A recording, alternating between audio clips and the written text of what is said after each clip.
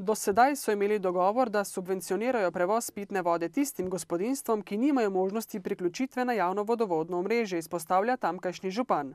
To je bil nek dogovor, pravilnika pa ni bilo. Na priporočilo tudi nadzornega odbora smo sprejeli ta pravilnik, tako da imamo zadeve dorečene tako do komunalije, kot pa tudi do gasilskega društva, ki ta prevoz vode vrši. In pa tudi do občanov, da je tam v tem pravilniku točno določeno, kateri je upravičen, kateri ni upravičen za subvencije prevoza.